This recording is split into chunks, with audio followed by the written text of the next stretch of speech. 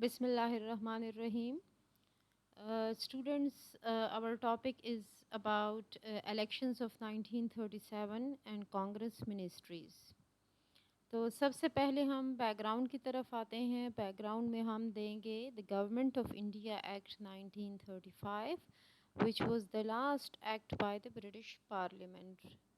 Remember students, only and solely the provincial part of the Indian Act of 1935 was implemented. The central part of the Indian Act was never implemented.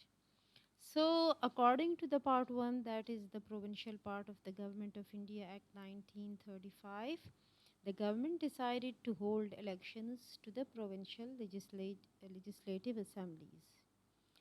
اب دو بڑی political parties تھی, Muslim League and Congress, and they decided to contest the elections, اور انہوں نے اپنے اپنے مینیفیسٹوز دیے. اب انہوں نے جو اپنے مینیفیسٹوز دیے اس میں مسلم لیگ کا کہنا تھا کہ مسلم لیگ واحد مسلمانوں کی ایک جماعت ہے, جبکہ کانگریس کا کہنا تھا کہ Congress was an oldest party and Congress contained only Hindus but also Muslims. ٹھیک ہے, اور کانگریس کے فائنینشیل ریسورسز بھی زیادہ ہے, اور کانگریس ایک اسٹرانگ اور ساؤنڈ پارٹی ہے. الیکشنز ہوئے اور the results were very shocking as Congress got clear majority in 5 provinces, جس میں آتے ہیں بہار, اڑیسہ, مدراس, سی پی یعنی سینٹرل پروونس, اور یو پی یعنی یونائٹڈ پروونس. تو ریزلٹس ایسے آئے, اور اگر ہم مسلم لیگ کو دیکھیں تو Muslim League fail to get any success in the Muslim majority areas but got a few seats in the Muslim minority areas. Formation of government کی طرف آ جائیں تو pure Congress ministries were formed in the United Province, Central Province, Orissa, Bihar اور مدراس میں اس میں جو ہے پیورلی کانگریس منسٹریز بنی.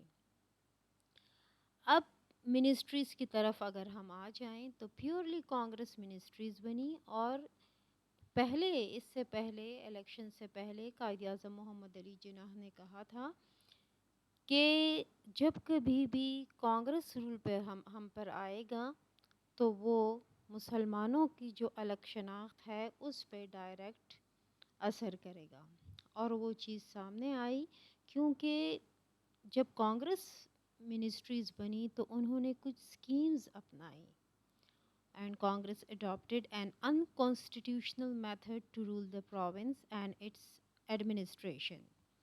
سب سے پہلے اگر ہم آ جائیں اس کے ریلیجیس اینڈ کلچرل آپریشن کی طرف, یہ مطلب کہ کانگریس کی اسکیمز میں بتا رہی ہوں کہ پہلے ہم لیں ریلیجیس اینڈ کلچرل آپریشن میں, تو سب سے پہلے تھا اذان پر پابندی اور قربانی پر پابندی. دوسرے اگر ہم ریلیجیس اور کلچرل میں دیکھیں تو اس میں یہ ہے کہ ورشپرز ور اٹیکڈ وائل پرفارمنگ نماز, ٹھیک ہے, اور بلڈنگ آف مسجد بین, اس پر بین لگا دیا گیا تھا. اور دوسری بات یہ ہے کہ music played in front of مسجد. اگر ہم کلچرل اور ریلیجیس آپریشنز کو دیکھیں کانگریس کا, تو انہوں نے کچھ اسکیمز اپنائی تھیں, اور وہ تھی ایجوکیشنل اسکیم. ان میں کچھ اسکیمز ہیں جس میں ریلیجیس اینڈ کلچرل آپریشن میں آتا ہے ودیا مندر اسکیم. ودیا مندر scheme was an educational scheme, and the aim of Vidya Mandir scheme was to convert Muslims into Hinduism. یہ کیا تھا کہ یہ اسکول, کالجز اور یونیورسٹیز میں یہ انٹروڈیوس ہوا تھا, اور اس میں یہ تھا کہ students were asked to pay homage and respect to Gandhi's picture every day in assembly. اگر ہم اس کو دیکھیں تو گاندھی جی کے تصویر کے سامنے جھکنا, تھوڑا سا آپ ہسٹری میں پیچھے چلے جائیں تو یہ ہے کہ اگر ہم برصغیر کی ہسٹری کو دیکھیں تو اس میں مسلمانوں کا جو زوال شروع ہوا تھا, اور اس کے بعد اگر ہم اکبر بادشاہ کے دور میں دیکھیں تو اس ٹائم ایک صوفی بزرگ آئے تھے جن کا نام تھا مجدد الافسانی. اپنا نام ان کا تھا شیخ احمد سرہندی. اب اگر گاندھی جی کی تصویر کے سامنے جھکنے کی بات ہم کہیں تو ہم اکبر بادشاہ کے زمانے میں جائیں تو ان کے ٹائم میں ایک رول بنا تھا کہ دربار کے اپنے کچھ اصول ہوں گے، اپنے کچھ آداب ہوں گے. دربار میں آ کے بادشاہ وقت کے سامنے سجدہ تعظیمی کرنا تھا. اکبر بادشاہ کے بعد دور آیا ان کے بیٹے جہانگیر کا. جہانگیر کے زمانے میں کچھ درباری ایسے تھے جو کہ اکبر بادشاہ کے زمانے سے مجدد الافسانی سے جو ہے جیلس فیل کرتے تھے ان کی طرف، کیونکہ ان کے پاپولیرٹی سے وہ مجبور ہو گئے تھے. تو انہوں نے بادشاہ وقت جہانگیر سے کہا کہ وہ ان کو اپنے دربار میں بلائے. جب مجدد الافسانی جن کا اپنا نام شیخ احمد سرہندی تھا وہ جہانگیر کے دربار میں آئے تو وہاں پر اصول تھا کہ بادشاہ وقت کے سامنے سجدہ تعظیمی کرنا تھا. لیکن اگر ہم دیکھیں تو ایک صوفی بزرگ شیخ احمد سرہندی انہوں نے اس سے انکار کر دیا اور کہا کہ سجدہ صرف اللہ کے سامنے جائز ہے. اس سے انہوں نے انکار کر دیا اور جہانگیر بادشاہ نے درباریوں کے کہنے پر اور ان کے مشورے کے ساتھ شیخ احمد سرہندی کو قید کر لیا. اس قید میں رہے اور بعد میں جب جہانگیر کو اندازہ ہوا، ان سے امپریس ہوئے تو ان کو آزادی دی گئی. یہاں پر اگر ہم دیکھیں تو علامہ اقبال نے اپنی شاعری میں بھی شیخ احمد سرہندی یعنی مجدد الافسانی کے اس انکار کو بہت زیادہ اپریشیٹ کیا ہے. اب جہانگیر کے ٹائم سے لے کے 1937 کی کانگریس منسٹریز میں اگر ہم دیکھیں تو وہی چیز سامنے آ رہی ہے کہ گاندھی کی تصویر کے سامنے رسپیکٹ سے جھکنا ہے. اب آتے ہیں ہم سوشل اپریشن کی طرف. اس میں سب سے پہلے ہم لیں گے بندے ماترم اسکیم. بندے Mataram was made the national anthem. اب یہ کیا تھا؟ یہ بنگالی ایک ناولسٹ تھے بنکم چٹرجی. انہوں نے ایک ناول لکھا تھا آنند مت، اور اس ناول میں ایک سانگ تھا، ایک گیت تھا، اور یہ گیت اٹھا کے انہوں نے نیشنل اینتھم کے طور پر انٹروڈیوس کروایا جس میں مسلمانوں کے لیے ڈیگریڈنگ ریمارکس تھے. سوشل اوپریشن میں ہم یہ لیں گے کہ ہندوز ور فیورڈ ایوری ویئر. اور اگر ہم دیکھیں تو اس میں کانگریس نے جب پاور لیا تو کانگریس کا جو فلیگ تھا وہ برٹش یونین جیک کے ساتھ ہی لہرایا جاتا تھا. اکنامک اوپریشن میں سب سے پہلے آ جاتے ہیں boycott of Muslim shops, traders and businessman. سب سے بڑی بات کہ اگر آپ دیکھیں تو کانگریس نے boycott of Muslim shops, traders and business man یہ کیا. اس سے ظاہر ہوا کہ وہ ڈائریکٹ اس کے اکانومی پہ کو نقصان پہنچانا چاہتے ہیں. لون پیمنٹس جو تھے جن پہ کانگریس نے جو لون پیمنٹ ہے اس کی انسٹالمنٹس بہت زیادہ مشکل کر دی. اور اکنامک اوپریشن میں ایک یہ بھی ہے کہ انہوں نے جو مسلمان اسٹوڈنٹس کو جو وظیفے مقرر کیے تھے ان پر بھی پابندی لگا دی. پولیٹیکل اوپریشن میں اگر ہم آ جائیں تو اس میں ایک بڑی بات آ جاتی ہے کہ 1937 کے زمانے میں اگر ہم دیکھیں 1906 میں آل انڈیا مسلم لیگ قائم ہوئی تھی.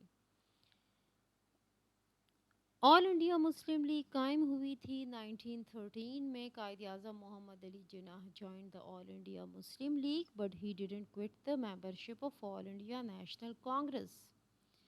But it was in 1921 کہ قائد اعظم محمد علی جناح نے آل انڈیا مسلم لیگ چھوڑی اور مسلم لیگ کے ہو کے رہ گئے. اسٹل اگر ہم دیکھیں 1937 تک تو مسلم لیگ اتنی زیادہ پاپولر نہیں تھی، لیکن پھر بھی جتنی پاپولر ہونے لگی تھی اس کو بھی کانگریس نے نقصان پہنچانے کی کوشش کی، اور ہندو مسلم جو فسادات ہے وہ جگہ جگہ پہ ہونے لگے. اب یہ جو کانگریس سکیمز تھی اس سے مسلمان بہت زیادہ تنگ آ گئے تھے، اور جو ہے قائد اعظم کی وہ بات صحیح ثابت ہوئی تھی کہ جب کبھی بھی ہم پر کانگریس رول آئے گا وہ اسلام اور مسلمان کا بہت برا حشر کرے گا. یہ ٹائم تھا کہ سیکنڈ ورلڈ وار شروع ہوئی. Second world war was started in 1939.